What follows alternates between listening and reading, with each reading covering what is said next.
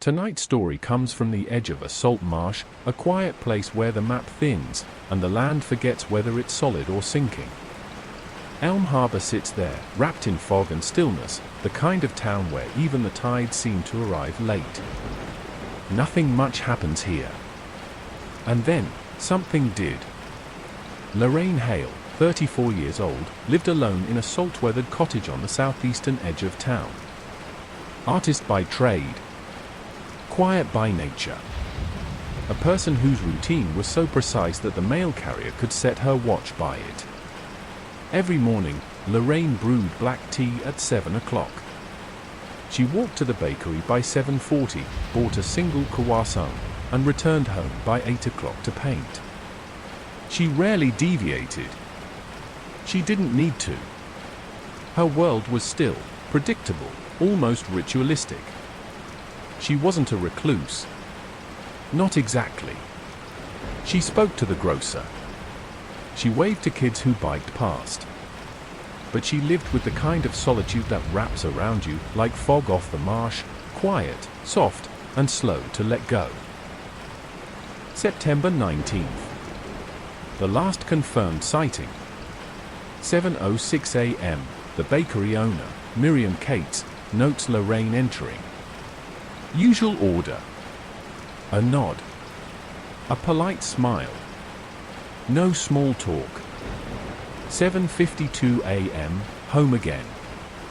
Her neighbor, Jerry Moore, sees her unlock the door, balancing the pastry box and a folded newspaper. 8 a.m. to 4 p.m., curtains drawn. No movement seen from outside. But this wasn't unusual. Lorraine painted during daylight hours, often by lamplight even when the sun was out. Inside, everything stayed undisturbed. For 18 p.m., delivery timestamp confirms a package was left at her porch. An easel she'd ordered. She didn't retrieve it. 6 p.m., according to her smart home system, her lights turned on in the front room. They stayed on. 6:17 p.m., the stove was activated. Water boiled. A used tea bag was later found in the sink. 6:40 p.m., motion sensor picks up her movement near the studio window. She opened it slightly, something she often did when painting fog or dusklight. Beyond that, silence. No further confirmed movement. At 8:13 p.m., her front porch light flickered once, briefly, then steadied. And that was it. No departure. No sign of distress. Lorraine Hale was never seen again. The next morning, Miriam noticed Lorraine hadn't returned for her usual tea and croissant. That's when the concern started. By noon, Jerry had called it in.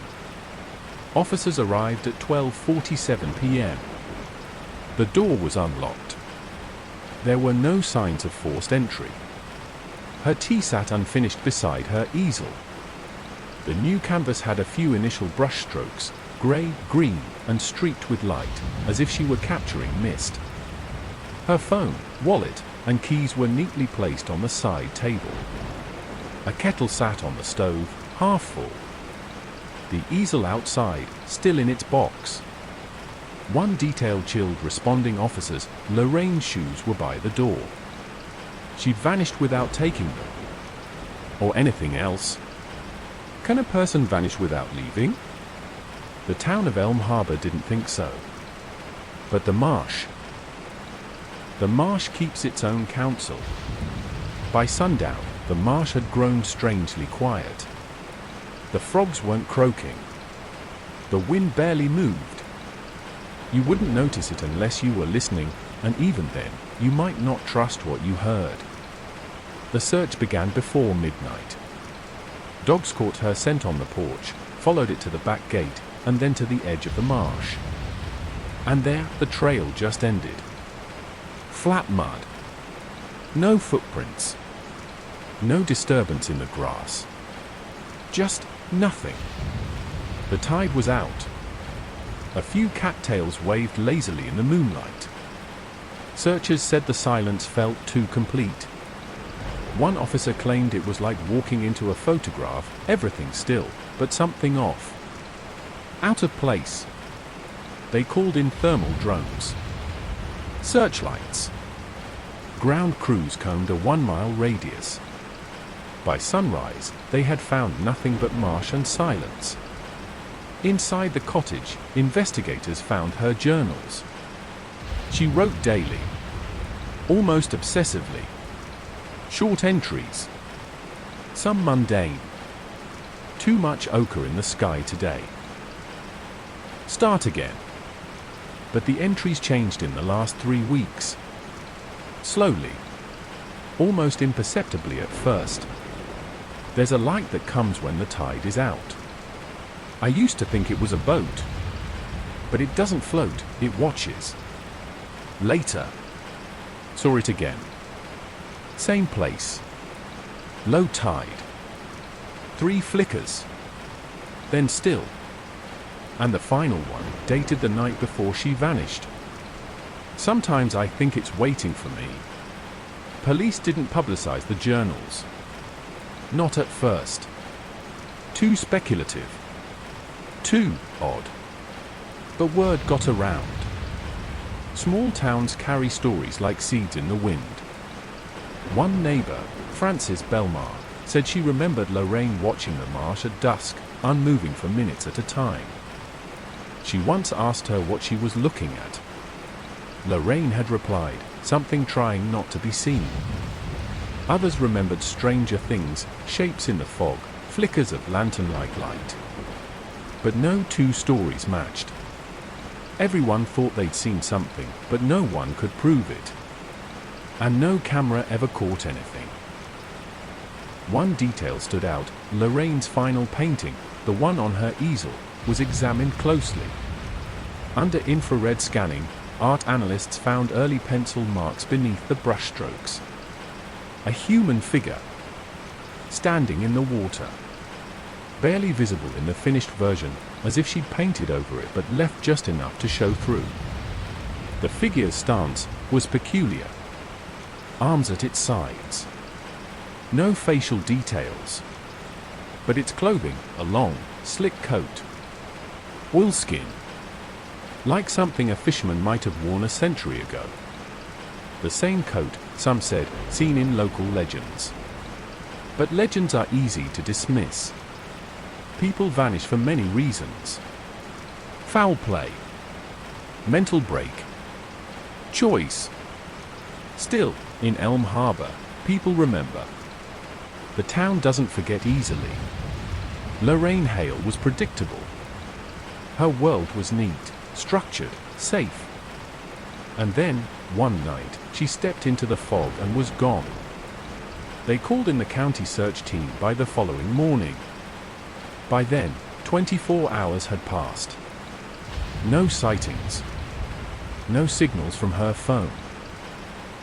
The battery, according to data pulled later, had died at 2:13 a.m., though it had never moved from the cottage side table. Search teams started from her back gate and fanned outward. The marsh, they quickly discovered, was less of a place and more of a mood, reeds shoulder high in some spots, ankle-deep water shifting beneath cracked grass in others. There were channels, strange paths made by tide or wildlife. Things vanished quickly here, boot prints, light, sound.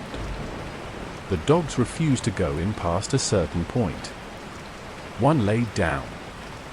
Another turned in a circle and whined. The handler, off record, said it was like they'd reached a wall. An invisible line.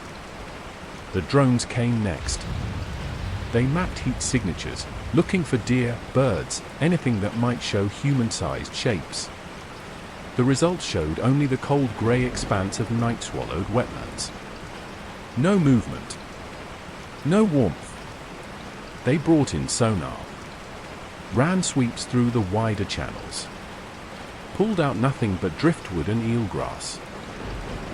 The search turned inward, to her home. Officers reviewed her devices. Her browser history. Her email. Her phone logs. Nothing flagged.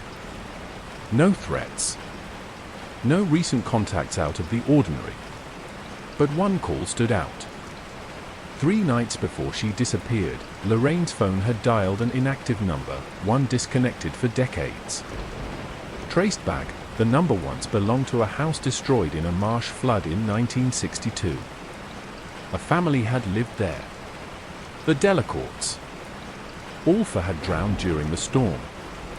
The land where their home stood is now just silt and water. Police chalked it up to a misdial. But the timing unsettled them. They questioned neighbors again.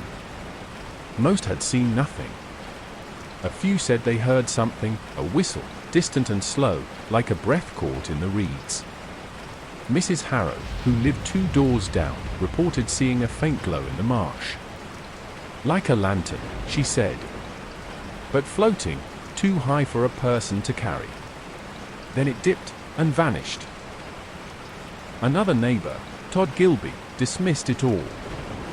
She wandered off, he said. Maybe had a breakdown. People see what they want in fog. Still, the evidence in her home told another story. The painting, now photographed and digitally analyzed, revealed more the longer they studied it. What at first appeared to be abstract smears of color were in fact accurate depictions of the marsh's layout.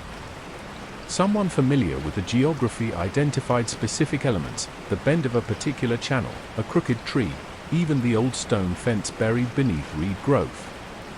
But the figure, the one standing in water, was harder to explain. A forensic art consultant described the brushstrokes used to form the figure's coat as repetitive, focused, like someone trying to remember something by painting it over and over. Lorraine's sketchbooks backed that up. Dozens of rough attempts. Some showed just the shape of the coat. Others suggested a face, blank, shaded, always obscured. Many were dated, and in the margins of one, she'd written, "I see it more clearly now. The light. The man. I know what he's waiting for." These notes prompted a wider canvas of interviews. They spoke to her best friend, Mara Endicott, who'd moved away a year prior. Mara said Lorraine had always been drawn to the marsh but lately had become consumed by it. She started painting at dusk. Always dusk, Mara said. She said that was when the light changes and you can see what you're not supposed to. When pressed, Mara recalled one particular conversation, just 2 weeks before the disappearance. Lorraine had shown her a painting and asked, "Do you think he's still waiting in the water?" Mara hadn't understood. But the look in Lorraine's eyes, she said it was like she was somewhere else. Not scared. Just resigned. Investigators began tracking local legends. Elm Harbor had a long, salt-wet memory. Stories, half-whispered, told of lights in the marsh, will-o'-the-wisps, some said. Others called them watchers. None of the tales were written down, but everyone knew them. Everyone had heard some version. Kids dared each other to go into the reeds at night. Teens told stories of the marshlight, a glow that moved just out of reach, calling you without sound. Those who followed never returned. One town archivist, Jeremy Lang, found an old article, barely legible, from 1891, referencing a woman named Eda Wren who vanished while walking her dog by the marsh. Her final journal entry was quoted. "Lantern in the fog. Not a man, not quite. But I followed. I thought I knew him." Lang called it folklore. Atmospheric writing. But he admitted something had always felt off about that part of town. "We don't build near the eastern reeds," he said. "Not since the flood. Not since people started seeing things." In Lorraine's home, among her notes, was a line scribbled repeatedly, across margins, on post-its, even once on the back of a grocery receipt. "It doesn't float. It watches." It was as if she needed to remember that detail. Or needed someone else to. Police filed her case as a non-criminal missing person. But internally, more questions remained than answers. A week into the search, nothing new was found. Her scent never picked up again. No sightings. No remains. Just the marsh. Just the light. And still, people talked. At night, some said the glow returned. Some swore they saw it, just for a moment, hovering where Lorraine had last been seen. Then gone again, like a match struck and snuffed in the dark. People stopped walking alone near the water. And in town, her name faded from headlines, but never from whispers. Lorraine Hale, who painted the fog, had stepped into it. And somehow, it kept her. Weeks passed. Search parties ended. The marsh, as it always had, reclaimed its quiet. But questions lingered. And for some in Elm Harbor, Lorraine's disappearance wasn't the beginning, it was part of something older. Jeremy Lang, the town archivist, reached out to investigators unprompted. He brought boxes of notes, clippings, and journal copies from the Historical Society. His voice was careful, flat. Not dramatic. Just certain. There have been others, he said. Always in the same place. Always around the same time. 5 other women, dating back to 1891. All vanished within a 3-week span surrounding the autumn equinox. None of them had known each other. None shared professions, families, or connections. Just one thing bound them: they disappeared near the marsh. And all at dusk. Jeremy listed the names: Eda Wren, 1891. Margaret Willis, 1913. Susan Peller, 1938. Alice Brown, 1979. And now, Lorraine Hale, 2023. Most had vanished cleanly, like Lorraine. No signs of struggle. No note. No reason. But one case was different. Alice Brown's body had been found. In October of 1979, nearly 3 weeks after she'd vanished, her remains were discovered half buried in reeds at the edge of the marsh. No signs of injury. No defensive wounds. Her eyes were open. Her face serene. Cause of death undetermined. Her autopsy showed no water in the lungs. No trauma.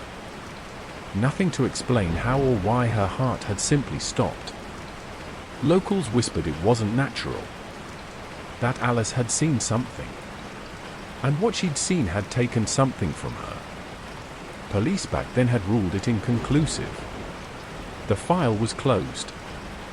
Jeremy brought photos. Black and white, slightly warped with age. In one, her body lay surrounded by reeds bent in a perfect circle around her. As if something had lowered her gently to the ground. A few weeks before Alice vanished, she told her sister about seeing a figure in the marsh.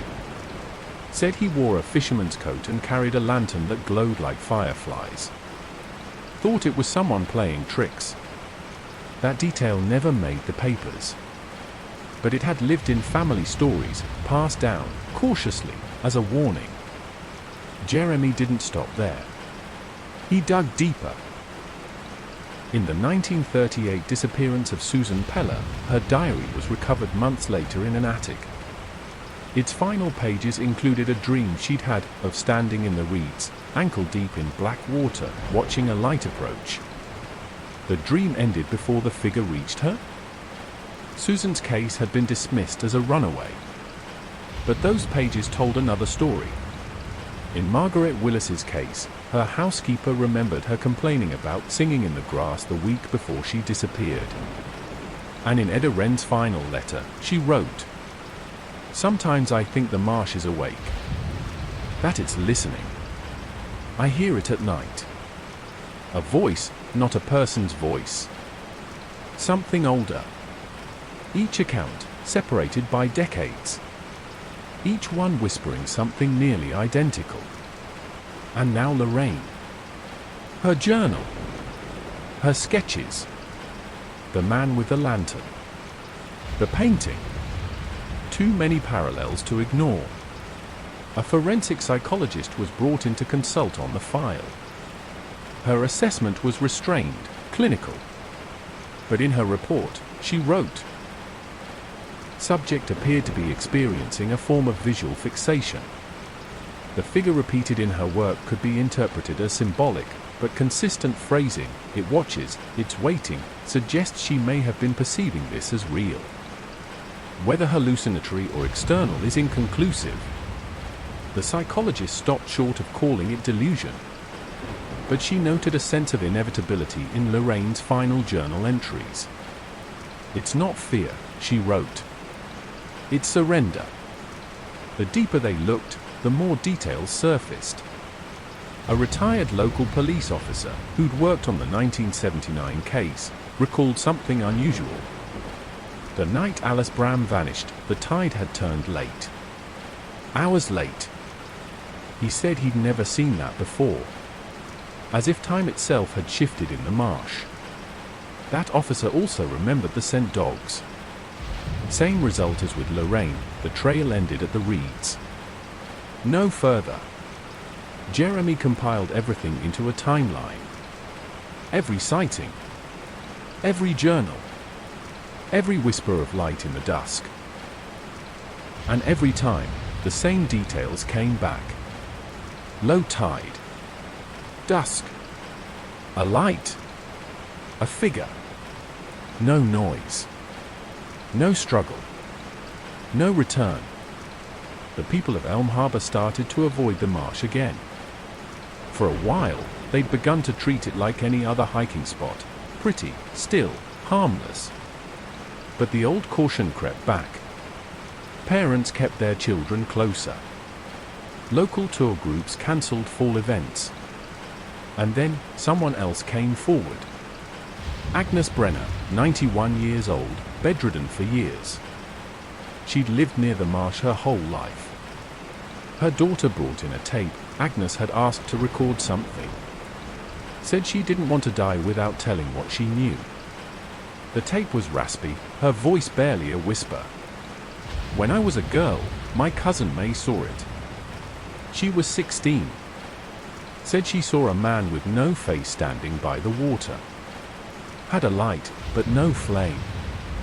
She said he turned, like he knew she was watching. We thought she was making it up. But that winter, she went walking and never came back. May wasn't on any official list. But Jeremy confirmed through census records a missing person report from 1931. No resolution. One more added to the pattern. 7 names. Maybe more. And one shared presence. Watching. Waiting. The Marshlight, that's what some had started calling it again. The name returned like mist. A word that hung in the air and meant different things to different people. For some, a ghost. For others, a memory. But always, something just out of reach. Lorraine's case wasn't closed. Not officially. But no new leads came. Just old stories. Just silence. The pattern was clear. But patterns, by themselves, don't explain. They only warn. There's a rhythm to stories like these. At first, they are simple. One person gone. A few strange details. Maybe an overlooked clue. But then time begins to stretch. Days into weeks. Silence grows teeth. And what was once a mystery becomes something else, something that waits. In Elm Harbor, the marsh was never just background. It was alive in the way old places are, soaked with memory. Ask anyone who's lived there long enough, and they'll tell you, it changes when watched. It mirrors the people who come too close. And sometimes, it gives something back. But not often. Lorraine's name faded from official briefings. Her photos were taken down from the post office wall. But people kept talking. One woman, who never gave her name, claimed she saw a figure standing in the water 3 days after Lorraine vanished. Said it stood perfectly still, half submerged, arms at its side. No details. Just dark clothing. A faint glow near its hand. A local fisherman reported something else. While moored at low tide, he saw movement in the grass, not a person, but a sway, like something tall pushing its way through without sound. The reports were dismissed. Written off as hysteria. Grief. Fog playing tricks. But it was becoming harder to ignore the shape of the thing behind it all. Not a ghost, not a person, but something older. Something that doesn't hunt or chase, but waits. Patient. Unmoving. Drawing closer only when no one's looking. And always, always at dusk. Stories are strange that way. They drift. They repeat. But sometimes they leave markers. Anchors. And in Lorraine's case, it came 2 weeks later when something surfaced from the mud, a detail too strange to dismiss. A locket. Small. Silver. Just barely glinting in the twilight. Not buried. Not lost. Placed. Waiting to be found. The hikers weren't looking for anything. Just a couple out past the old trailhead, walking the tree line where the marsh begins to open. They didn't even notice it at first. The glint was small, quick, almost dismissible. But then she stepped closer. The locket was lying on the path. Not sunk into mud. Not tangled in roots. Just sitting there, as if plaque. EN in photographs, mentioned by her friend Mara. But it wasn't the locket that stopped the detectives cold. It was what was inside. Not Lorraine's parents. Not a childhood memory. Not a pet. Inside the locket was a black and white photo, grainy, water-stained, but unmistakably clear in one regard. A man. Standing ankle-deep in marsh water. Wearing a long oilskin coat. Head down. Shoulders hunched. And in his hand, a lantern. Not a modern one. Old. Iron frame. The kind used long before electric light. His face was indistinct, whether from water damage or the way the picture had been taken was impossible to tell. But what stood out was the angle. It was a candid shot. Unposed. Taken from a distance, as if the photographer had been watching or hiding. The photo wasn't dated. No notes. No photographer's mark. And no one could explain where Lorraine might have gotten it. It didn't match anything in her home. Not her records, not her files. No copies existed in her cloud storage or photo albums. And yet, there it was, tucked in the most intimate place she owned. Her locket. Found days after she disappeared. Word spread fast. And with it, the old name came crawling back like floodwater. The Marshlight Man. Elm Harbor children knew the tale. Passed down in whispers, exchanged in flashlight-lit tents. A faceless figure in the reeds, carrying a lantern that flickered without fire. He never chased. Never called. Just stood still, watching. And when someone saw him, truly saw him, they'd vanish. Some said he marked you. Others claimed you invited him by mistake. That if you stood too long near the water's edge and stared into the light, it stared back. Lorraine's best friend, Mara, returned to town the day after the locket was found. She brought something with her, a wrapped canvas Lorraine had given her 6 months earlier. At the time, she'd said it was just a study. A mood piece. but Mara hadn't unwrapped it until now. It showed the marsh at twilight. Deep grey sky. Cattails swaying. And there, small, in the background, a figure in an oilskin coat. Lantern at his side. Not looking toward the viewer, looking away. As if walking deeper into the reeds. Mara said she hadn't even noticed it at first. But now, the resemblance to the photo was undeniable. She described how, in the weeks before Lorraine vanished, her friend had started sketching the same figure over and over. Not as a person. As a presence. A shadow that repeated itself without changing. Sometimes small, almost hidden in corners. Other times taking up whole pages. Always still. Always with the lantern. Lorraine had begun asking strange questions. Wondering aloud about memory. About patterns. About how places could remember the people who walked them. She spoke less about painting, more about listening. As if the marsh had begun to speak. And always, always at dusk. Investigators returned to her cottage. They re-examined her journals. Flipped through with new eyes. One entry stood out now, dated 5 days before she vanished. I think I know what it is. I think it's a collector. Not alive. Not dead. Just watching. Waiting until someone sees it long enough to belong. In her studio, they discovered another unfinished canvas hidden behind the main easel. Almost completely dark. Nearly black.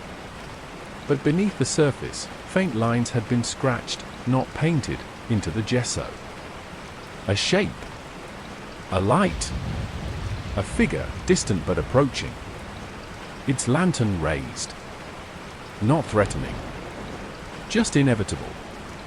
When light was angled across the surface, a phrase could be seen etched at the bottom. Closer this time. That same week, electronic anomalies were reported near the marsh. Trail cams glitched. A drone refused to fly beyond a certain line and returned with its footage corrupted. Audio picked up faint humming, rhythmic, toneless. Like wind caught in a bottle. And then, something else. Footprints. Found 300 yards into the reeds. Not fresh. But not old either. Deep, deliberate. Human-shaped, but spaced strangely. Too far apart for a walking gait. No drag marks. No return path. They ended in a dry patch, ringed by cattails. In the center of that ring, the grass was flattened in a perfect circle. Just like in the Alice Bram case. But nothing else was there. By then, locals avoided the marsh altogether. Even during the day. Some claimed to see flickers in the distance, lantern glow through the fog. One teenager, brave or foolish, tried to record it. The footage was unusable. But the final frame, just before the glitch, showed something. A shape in the far distance. Standing motionless, just at the edge of visibility. Not close. But closer than it should have been. Lorraine's name came up less in official channels. But in town, it became fused with the legend. The woman who painted the marsh so perfectly, it took her. She wasn't the first. Maybe not the last.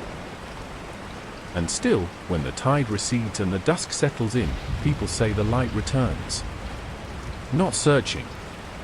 Not moving. Just waiting. The case file still sits open. Technically.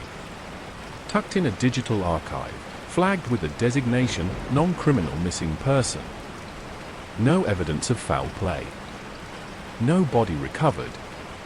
A sterile, administrative way of saying, we don't know. But in Elm Harbor, they call it something else. They call it taken. In the weeks that followed the last discovery, something changed in the town. subtle, like the air pressure dropping before a storm. People stopped walking their dogs near the tree line. Kids stopped daring each other to sneak into the marsh. The silence deepened and stayed. Interviews with locals turned cautious. Not because they didn't want to talk, but because they were afraid of saying too much. Like naming it could invite it back. Jeremy Lang, the archivist, was the last to speak to authorities. He submitted one final report. A synthesis of all known accounts, patterns, and lore. But he ended it not with data or speculation. Just a quote. Some places forget the people who pass through. Others remember. That line lingered. Because in the end, everything about Lorraine's disappearance felt less like a vanishing and more like an answer to a question no one remembered asking. Her home was never sold. It sits quiet at the edge of the marsh, windows shuttered, paint peeling. Inside, the easel remains. The last painting, untouched. Canvas faded from sun and salt air. The figure on it, once obscured in fog, now stands clearer. Almost as if it stepped forward. The lantern it holds glows faintly in the paint, a trick of old oils and shadow. Or not. Mara visits once a year. Leaves flowers by the porch. She never goes inside. She says the silence there is too loud. And still, reports trickle in. A fisherman anchored offshore sees a light moving slowly along the reeds. A child draws a picture after walking a trail, shows a man in a long coat with no face. A park ranger finds a circle flattened into the grass. Perfect. Silent. Empty. No proof. No pattern strong enough to force action. But stories. And warnings. A new sign was posted at the eastern entrance to the marsh trail. Low tide conditions may be hazardous. Stay on marked paths. Do not enter the reeds. But that wasn't always there. It appeared one morning. No one knew who had made it. Some say it was the park service. Others say no one took credit. And below the official text, in faint carved lettering, barely visible. If you see the light, don't look twice. Lorraine Hale was one of many. Perhaps not the first. Almost certainly not the last. And in places like Elm Harbor, the marsh does not forget. It remembers footsteps. It remembers voices. And sometimes, it remembers who walked too close. They say the marshlight still flickers at dusk. A presence that waits. Still. Patient. Not a ghost. Not a man. Just the shape of something too old to be named. Too quiet to be noticed. And too close to leave one seen. Lorraine was never found. And in the end, maybe she didn't disappear. 3 months after Lorraine Hale vanished, a letter was received by a man named Caleb Hale, her cousin, estranged, living 2 states away. The envelope was postmarked Elm Harbor, but the handwriting on it matched none of the samples kept by police. The contents were stranger still. No greeting. No signature. Just a note written in fine point ink. When the water is lowest, it remembers most. The light will come again. If you see it, do not follow. Unless you mean to stay. Enclosed was a key. And a copy of Lorraine's will. Caleb hadn't seen Lorraine in 15 years. Their family had splintered early, after a death in the family fractured what little unity remained. But there it was, official, notarized. Lorraine had left him her cottage. Her property. Her silence. At first, he thought it was a mistake. But Caleb was between jobs. Between cities. Between lives. So he came. Elm Harbor had changed little since he last saw it as a teenager. Same salt-crusted buildings. Same bleached signs. The marsh, however, felt different. He couldn't say why. The air near it felt thicker. Like time had clung to it. The cottage looked smaller than he remembered from photos. Its shutters were drawn. The porch boards had bowed. But inside, everything was still. Dustless. Cold. Lorraine's scent was gone. But her presence wasn't. He stayed the night on the couch. Slept fitfully. Woke often. At 2:13 a.m., the lights flickered once. He wrote it off as wiring. But as he turned, he noticed something new. The front door was unlocked. He remembered locking it. In the morning, he explored the house. Her art supplies remained. Sketches scattered across her desk. Some he recognized from the police photos. Others were new. He found a box under the bed, tied with twine. Inside, a series of notebooks. Not her daily journals, something else. Labeled, "For the one who follows." The first page. I didn't invite it. It watched. Then waited. Then knew. If you're reading this, it knows you too. He put the notebook down. He wanted to leave. But he didn't. Instead, he began to read. The entries were erratic. Some frantic. Some resigned. It can't cross salt. But the water can carry it. I thought I had time. I thought it only came for the broken ones. But that's the lie, it comes for the ones who see. Each journal grew darker, in both ink and tone. He looked out the window that afternoon. The marsh was still. Tide low. The reeds stood like sentries. He watched, waiting for something he couldn't name. That night, he dreamed of standing ankle-deep in water. A figure ahead. Lantern raised. Its light didn't flicker. It pulsed. A heartbeat of fire. He woke at 3 a.m. His feet were wet. The window was open. He told himself it was a leak. Condensation. Something rational. But the next morning, he found a new sketch on the desk. One he didn't remember unpacking. It showed the marsh. The trees. And a figure, smaller than the others Lorraine had painted. Standing behind a window. Watching. From inside the house. He searched the rest of the cottage. Nothing had moved. No doors unlocked. No signs of intrusion. Except there was mud near the back door. Faint prints. 2 steps. Then gone. He called Mara. Asked questions. Told her about the letter. The locket. The sketches. She didn't sound surprised. I think it's tied to the place, she said. Not just Lorraine. Not just the others.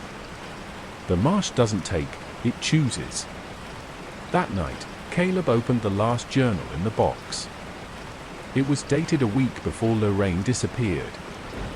The final page was blank, except for a phrase scrawled in red ink. There's always one more. Caleb didn't want to believe any of it. But the stillness in the house made disbelief difficult. He wasn't a superstitious man. Didn't believe in omens or ghosts.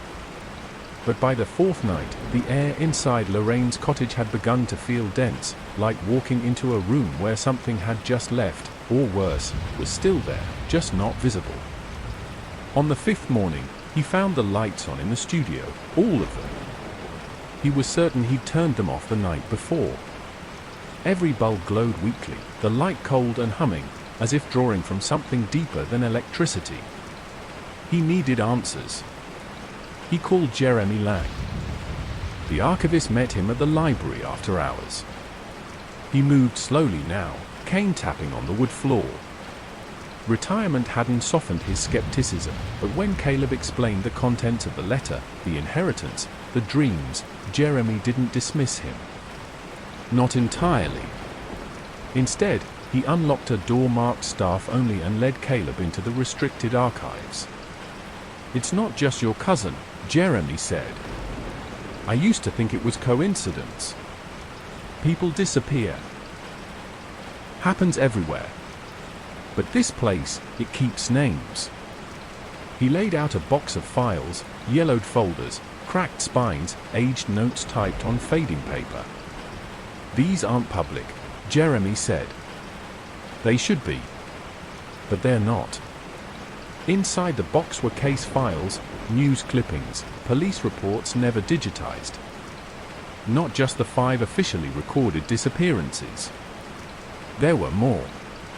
At least 11 women since 1884. All vanished within a precise 21-day window, late September into early October. All from within a 2-mile radius of the marsh.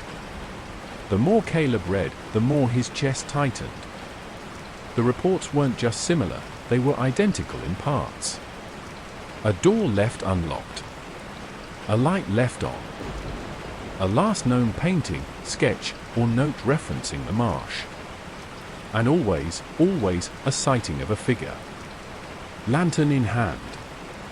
Never chasing. Never speaking. Just you there. Jeremy pulled another box from beneath the table. "This one's stranger," he said. "These are records from before the marsh was mapped." Inside were land grants, family trees, flood records. One name kept appearing, Delacourt.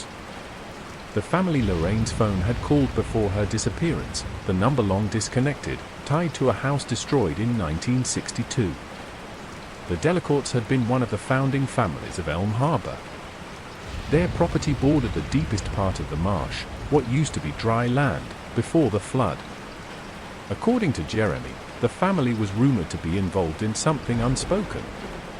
A kind of bargain. Not cultish. Not religious. Older. Something to do with the land. With the marsh. There were whispers in the town's oral histories, old logbooks and church diaries, that the Delacourts were keepers. That they'd held the boundary. But that boundary, whatever it was broken the year they drowned. And after that, Jeremy said, it began again. Slowly. One every couple decades. Then more frequent. He handed Caleb a file that hadn't been opened in years. It contained a single black and white photograph, dated 1956. A portrait of a woman named Lorraine Hale. Caleb blinked. "My grandmother," he said quietly. "I never knew her." Jeremy nodded. "She's one of them. She vanished too. Her case was never connected. But the timing fits. The place fits." Caleb sat down. His hands trembled slightly. It wasn't just Lorraine. Or Alice Bram. Or Susan Peller. It was family. Lineage. And the Marshlight wasn't random. Jeremy pulled one final record from the drawer. A map. Hand-drawn. Old. Frayed at the edges. It showed the original town boundaries. Houses that no longer stood. Paths long gone. But in the center, marked in red ink, was a symbol. A circle with 3 dots. Caleb had seen it before. It matched the symbol etched into the back of Lorraine's final painting. The one beneath the frame. The one he hadn't noticed until now. He traced it with his finger. "What does it mean?" he asked. Jeremy looked at him carefully. "I don't know," he said. But it's not just a place. It's a memory. Caleb left the library at dusk. He didn't walk. He drove. Fast. But even through the car window, as he passed the edge of the marsh, he saw it. A flicker. Far out in the reeds. The lantern. Waiting. It began with the humming. Barely audible at first, like the distant drone of insects or power lines. Caleb noticed it late one night while rereading Lorraine's journals. At first, he thought it was his imagination. But it came again the next evening. Always at the same time, 3:13 a.m. He recorded it. On playback, the humming was louder. Rhythmic. 3 pulses. A pause. Then again. Like breath slowed into sound. By the end of the week, it wasn't just at night. Mirrors in the cottage began fogging for no reason. The window frames collected moisture even when the weather was dry. Caleb's phone battery drained rapidly near the eastern-facing walls. He chalked it up to climate. Old wiring. But the excuses were wearing thin. Then came the footprints. One morning, as he stepped onto the back porch, he saw them, 3 partial impressions in the mud. Bare feet. Adult-sized. They led away from the house. Into the reeds. He took photos. By evening, they were gone. No rain. No wind. Just vanished. He returned to the marsh trail that night. Just to see. Just to look. The tide was low. The grass still. He didn't go far. But when he turned to leave, something stopped him. On the ground, near a collapsed fence post, was a torn piece of canvas. Frayed. Damp. Old. Painted onto it, barely visible, was the bottom edge of a lantern. He didn't touch it. Just stared. Behind him, the reeds rustled once. A breeze, he thought. But the night was still. Back at the cottage, he locked every door. Every window. Closed the curtains. Sat down at the kitchen table and opened the last of Lorraine's sketchbooks. He hadn't dared before. Inside were dozens of quick drawings. Just outlines. Silhouettes. The figure. Always the figure.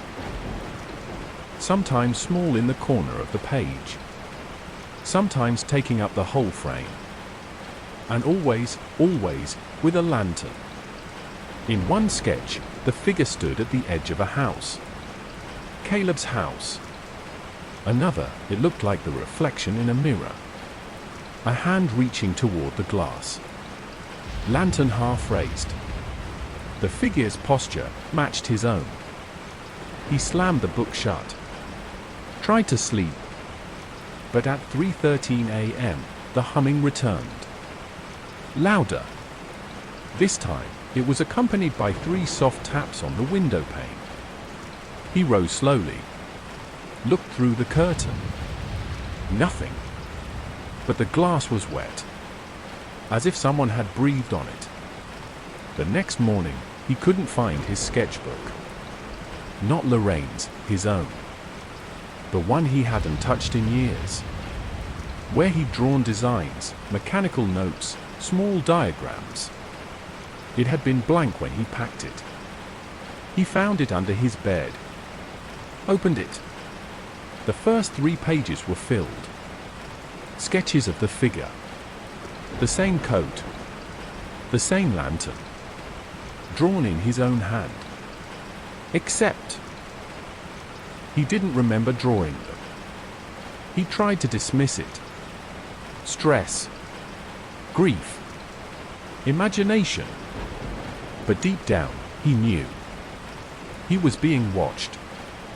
He called Mara. Told her everything. She didn't hesitate. "You're being marked," she said. That's how it starts. It doesn't take people. It prepares them. Makes them part of the memory. What memory? He asked. Mara hesitated. I don't know. But it keeps it alive through the ones who see it. He asked her about the footprints, the dreams, the symbols. She said they were invitations. Refuse them, she warned. Don't follow. Don't go into the water. And whatever you do, don't bring light. But he already had. He'd brought a flashlight. Something else. A structure. Beneath the silt, at the deepest point in the marsh, there was still a foundation. A cellar, perhaps. Or something older. His hand shook as he folded the map. He knew where it was. He knew he'd go. And outside the building, through the window's glare, the reeds rustled again. Not from wind. From something standing still. The next day, Caleb stood at the edge of the marsh, blueprint in hand. He'd marked the coordinates. Followed the old paths using GPS and landmarks still visible from before the flood. Every step was deliberate. Slow.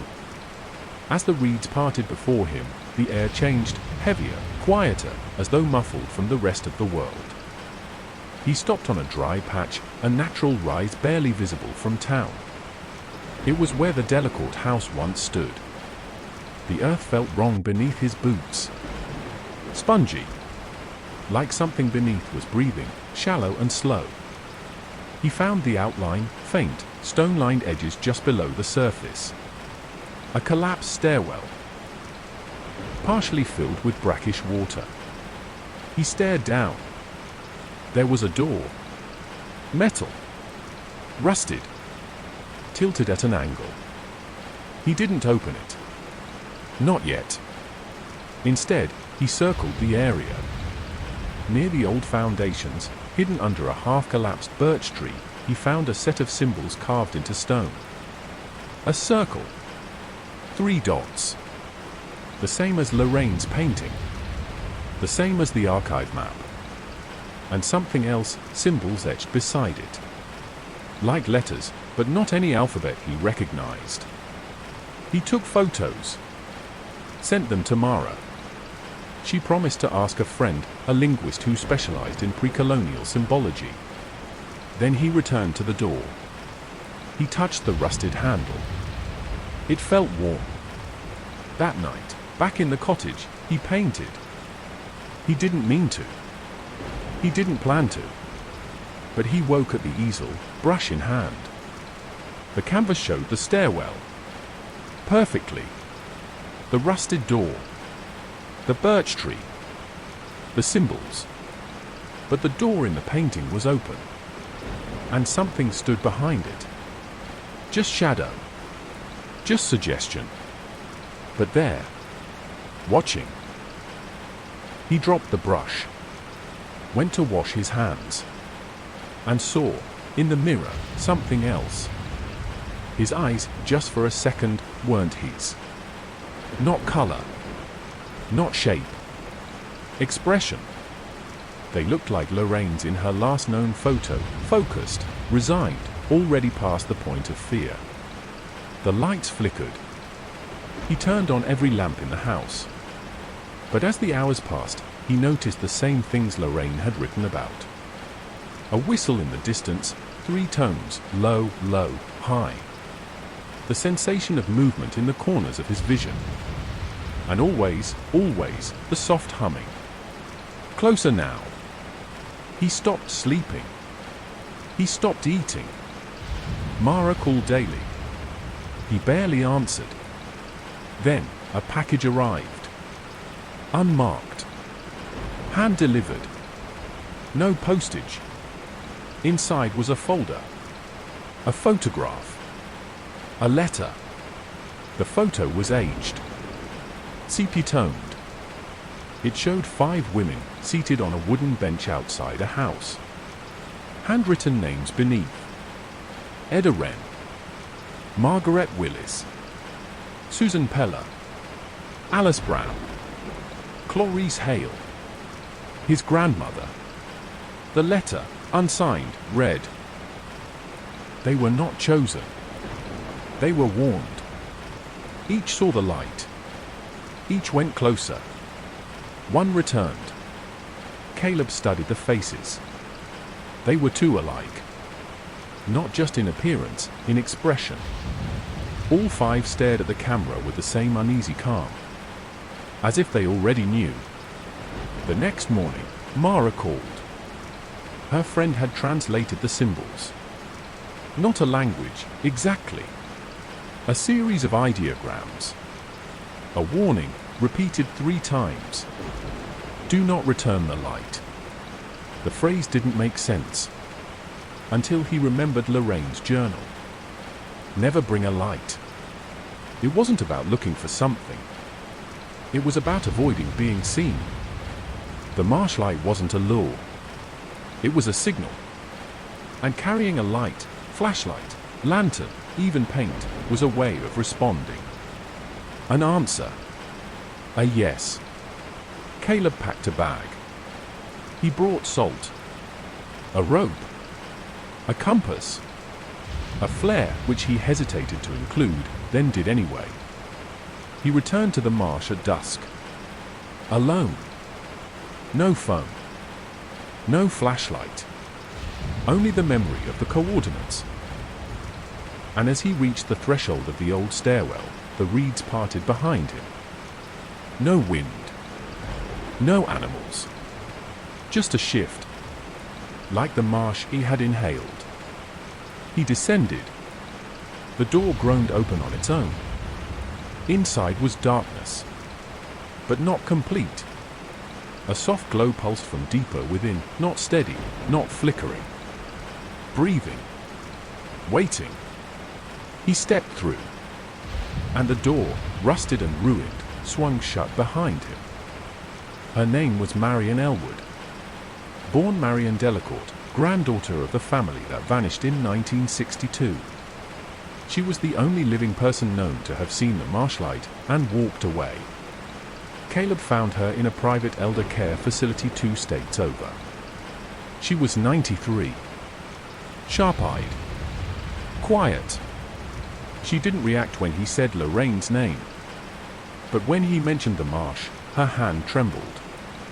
No one comes to ask about that, she said. Not in a long time. He explained everything, the cottage, the inheritance, the journals. Her silence was complete until he described the light. Then she closed her eyes. When I was 16, she whispered, I saw him. She called it him, but made clear it wasn't a man. I used to follow my sister out there. She'd paint near the reeds. Said the marsh made her feel whole. I thought she was just different. Until I saw the light for myself. She described a lantern that didn't flicker, it held light. Like a piece of the sky, torn down and trapped behind glass. It didn't chase. It didn't speak. But I knew if I took one more step, I'd be part of it. Her sister vanished a week later. Marion fled town within the month. Changed her name. Cut contact with her family. But I never forgot, she said. And it never forgot me. She had dreams for years, the same as Caleb's. Water. Silence. A figure at the edge. Caleb asked how she resisted. She smiled, faintly. You don't fight it. You don't run. You ignore it. You make yourself small. You forget it before it remembers your name. She held his hand. Her grip was stronger than expected. But you've already answered it, haven't you? He didn't reply. She nodded. Then you need to go back. Not to finish it. To end it. She handed him a bundle, an old cloth, wrapped tight. Inside, a pendant. Iron. Cold to the touch. Etched with the same symbol, the circle and 3 dots. This was made by the first settlers. They used it to keep the light at bay. It's not protection. It's recognition. A way to walk with the marsh, not against it. Caleb returned to Elm Harbor that night. Mara met him at the edge of town. She had his sketchbook. He hadn't seen it in days. The latest page showed a house. Half sunken. A door wide open. Inside, the figure. Lantern raised. Arm extended. An invitation. He knew what it meant. The tide was low again. The light would return. At midnight, Caleb left for the marsh one last time. This time, he carried nothing but the pendant and the old Delacourt map. He walked in silence. No flashlight. No sound. Just memory. The marsh didn't resist. The reeds parted for him. The ground steadied, as if it was waiting. He reached the threshold, the door beneath the collapsed house, and found it open. Inside, the light glowed softly. It wasn't frightening. It was familiar. Like an old melody, remembered only when heard again. The figure stood in the distance, back turned. Waiting.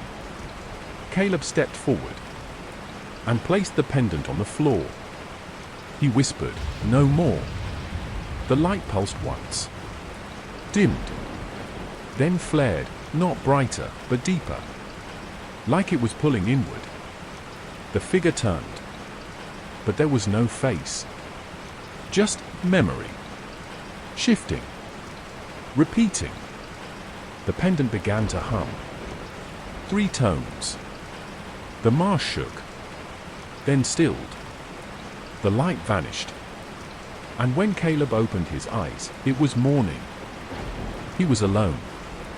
The reeds around him bent in a perfect circle. The cellar was gone. No structure remained. Just water. And silence. He walked home.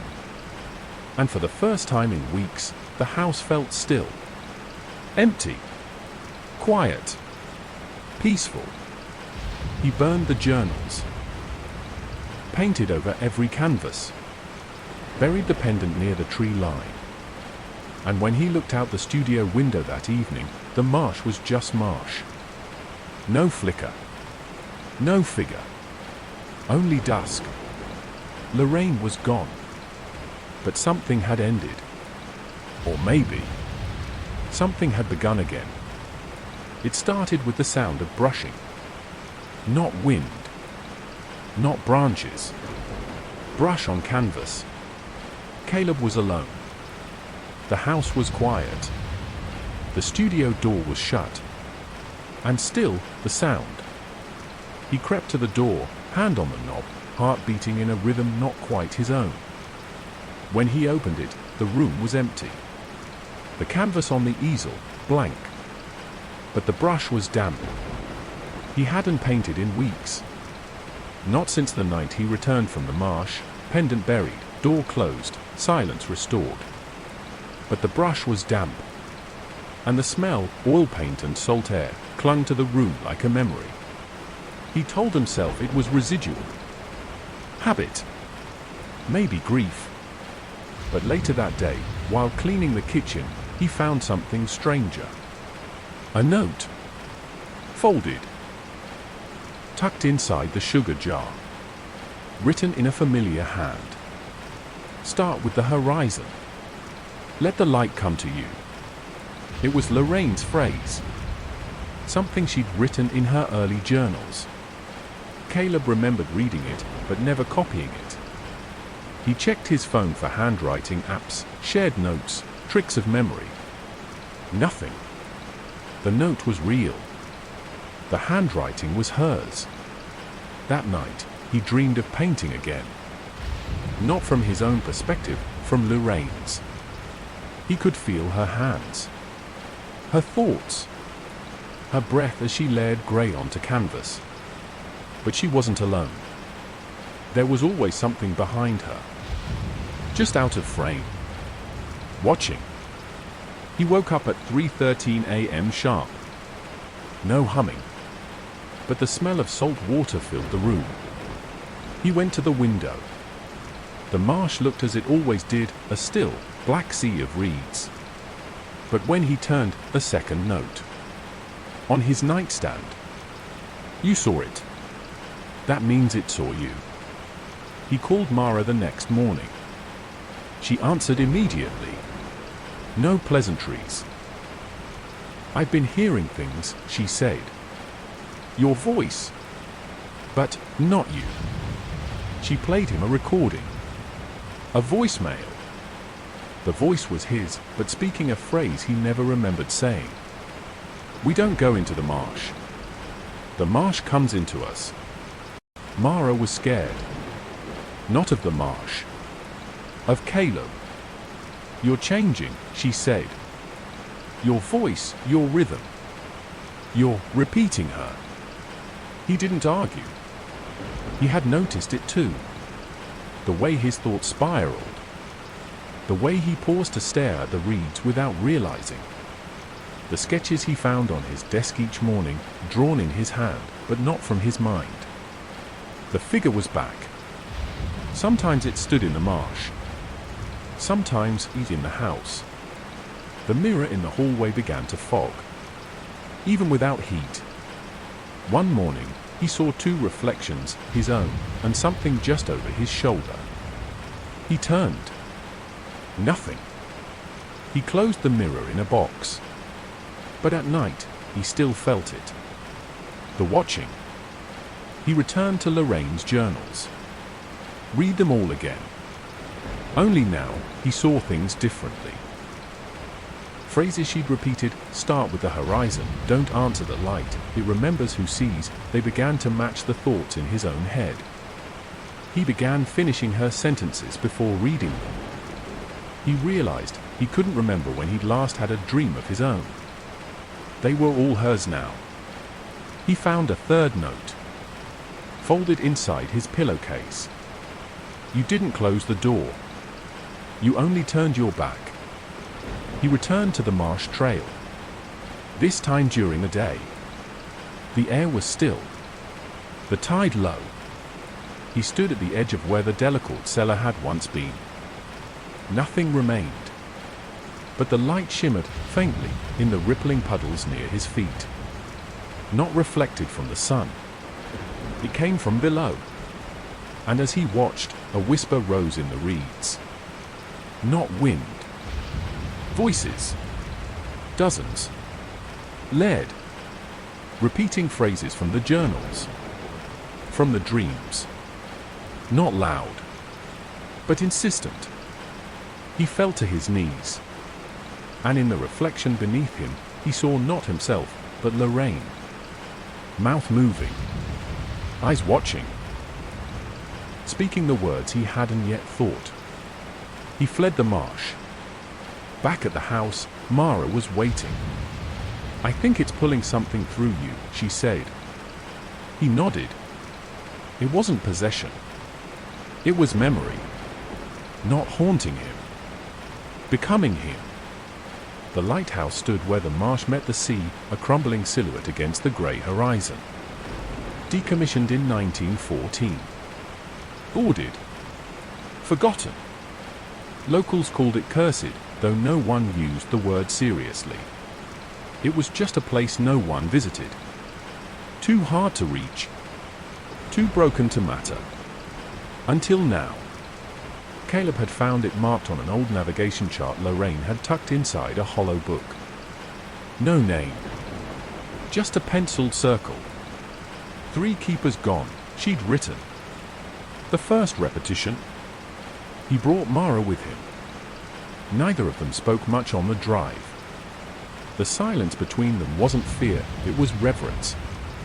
The kind people carry into sacred spaces. Or graves.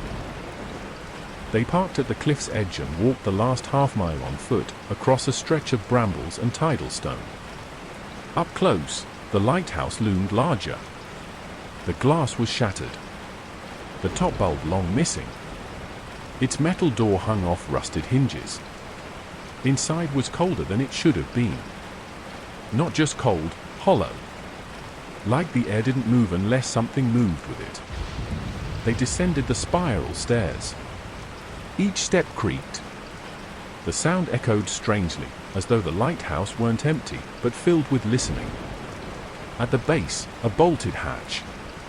Padlocked. Painted over. Caleb pulled it open with effort. Behind it, a chamber. Not large. Square. Windowless. Lit only by the beam of Mara's flashlight sweeping across stone. And on the walls, art. Not paintings. Not graffiti. Echo paintings. Their surfaces shimmered when the light passed, revealing different images depending on who looked. Mara saw Lorraine, standing at the edge of the marsh, painting in silence. Caleb saw himself. Or something like him, holding the lantern, eyes empty, body still. Each time they turned away, the image shifted again. The same figure. Different face. A cycle. Caleb stepped closer. The painting didn't change. It held his face. His posture. His future? The air thickened. And then the lantern appeared. Not in the painting, in the room. A slow bloom of light, floating just above the floor. It flickered once. Then pulsed steadily. Like a breath. Like memory. Mara backed away. But Caleb didn't. The light felt familiar. Welcoming. Warm. He reached out. And the voice came. Soft. Wordless. But inside his skull. A pressure.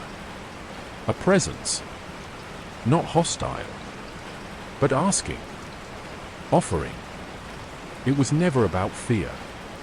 It was about recognition. You saw it. It saw you. Now it remembers. Caleb whispered Lorraine's name. The light pulsed once. Then split. 2 lights. Then 3. Each hovered over a painting. Each began to flicker in rhythm. Not random. Deliberate. Code. Morse? Mara recorded it on her phone. Translated later, it read, "Memory keeps what grief cannot." And then, just as suddenly, the lights vanished. The echo paintings returned to blankness. The chamber felt smaller. Heavier. Mara turned to him. "Do you understand now?" Caleb nodded.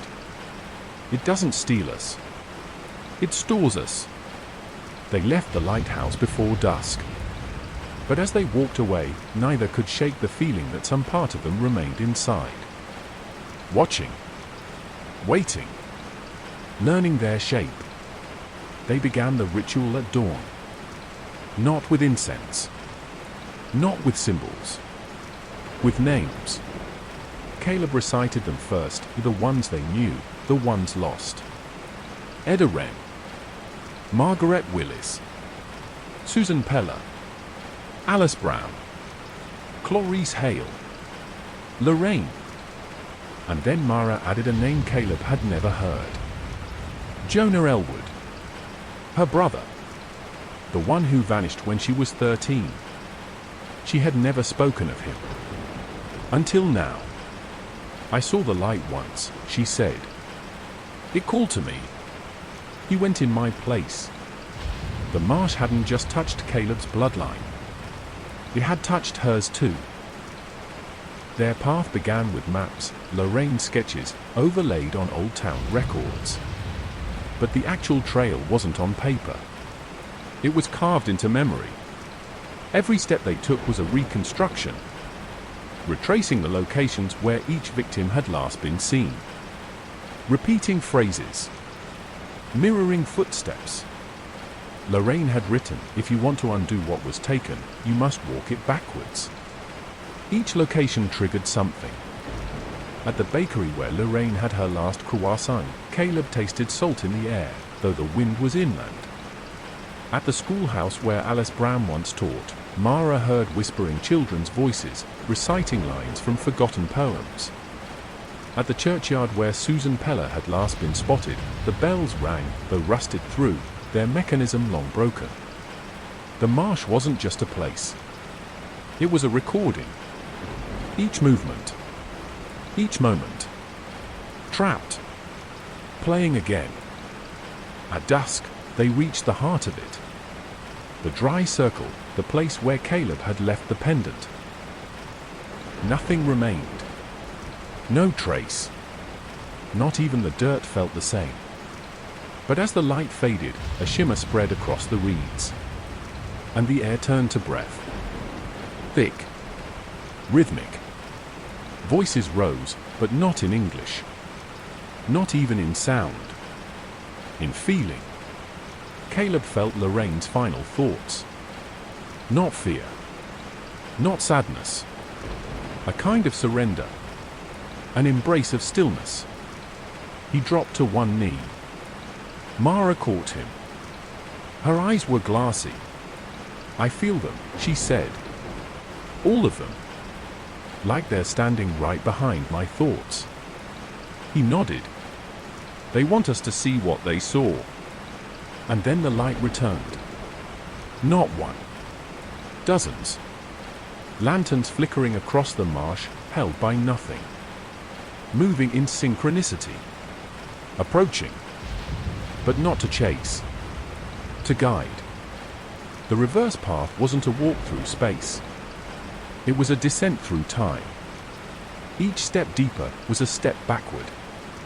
They followed the lights. Into the reeds. Into the marsh. Into memory.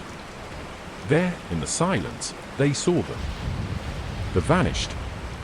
Each woman. Each figure. Still. Not spectral. Not monstrous. Just people, paused in the moment they were last seen. Some painting. Some walking. Some turning toward the light. None aware of being watched. Caleb reached out to one. Lorraine. She didn't move. But her image turned, not her face, but her feeling. And then spoke. Not with sound. With thought. "You can leave. Or you can remember." Caleb turned to Mara. Her eyes shimmered. Her hand trembled. She said, "I hear Jonah." And then she was gone. Not vanished. Walked forward. Into the lanterns. Toward her memory. Caleb stood at the boundary. Everything he'd tried to understand was laid bare. This was not a trap. It was a preservation. A memorial. Built not in stone or word, but in thought. A place that caught grief and built identity from it. And now it asked him the final question. Will you remember, or will you forget? The moment Caleb stepped beyond the circle, the world around him bent, not in shape, but in meaning. The sky was still the same dull grey. The reed still waved in the quiet air. But time no longer followed the rules he knew. The marsh stretched and narrowed. Sound became distant. Light. Ed the same choice. Preserve your memory. Or let it dissolve into silence. The figure was waiting at the center. The lantern keeper. It stood not in authority, but as a beacon. Not a god. Not a ghost. Just the embodiment of remembrance. A keeper of stories. Its lantern wasn't fire. It was resonance, flickering fragments of memory coalescing into light. Caleb could feel the voices circling within it, like moths made of time. He approached. The keeper extended its hand. Not demanding. Inviting. And Caleb heard it, not words, but understanding. Become what you remember, or leave behind what you are. It was never about death. It was about identity. Memory as immortality. Or oblivion. he saw Mara again, across the circle. She stood still, eyes wide. A tear rolled down her cheek, but her lips curled upward. She was speaking to someone he couldn't see. Her brother. She looked at Caleb. She mouthed the word, "Stay." He stepped forward, and the light grew warmer. He saw flashes of his own childhood. His mother, Lorraine. A birthday he'd forgotten. A painting he'd once drawn. It was offering him a kind of perfect archive, a preserved self, forever watching. But he saw something else too. In every echo, in every soul the marsh preserved, none of them could change. None of them could move on. They weren't trapped. But they weren't free. They were paused. Fixed. And he realized memory, for all its beauty, can become a cage.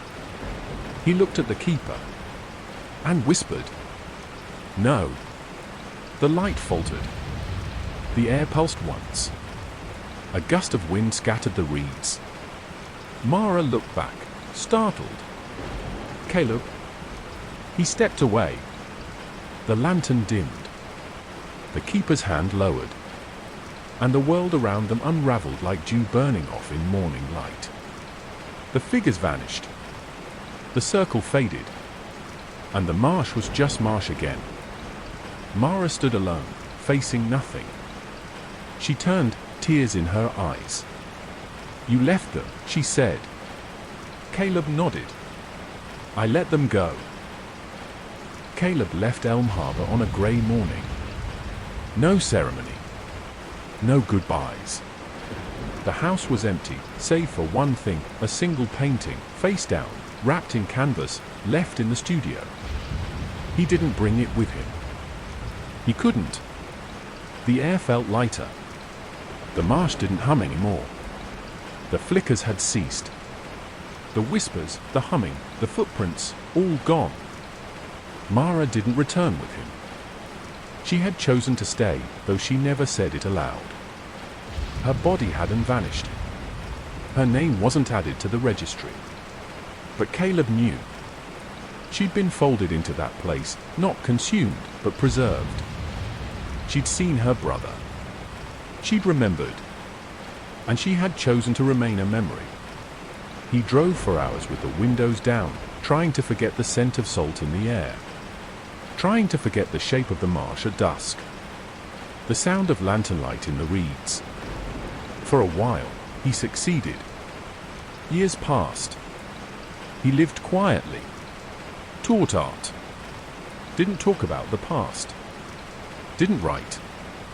Didn't paint. Until one fall afternoon, when a letter arrived. No return address. No postmark. Just a folded note and a photo. The photo showed the marsh. And standing at its edge, Mara. Smiling. Caleb stared at the photo for a long time. Then, quietly, he burned it. He didn't want to be drawn back. He knew how memory worked now. How it could root into the mind like a second self. He buried his sketches. Gave away his paints. He never returned to Elm Harbor. But sometimes, in dreams, he walked the marsh trail. The one from the reverse path. And saw the lights flickering. And heard her voice whispering behind his own. "Don't forget me. But don't come looking."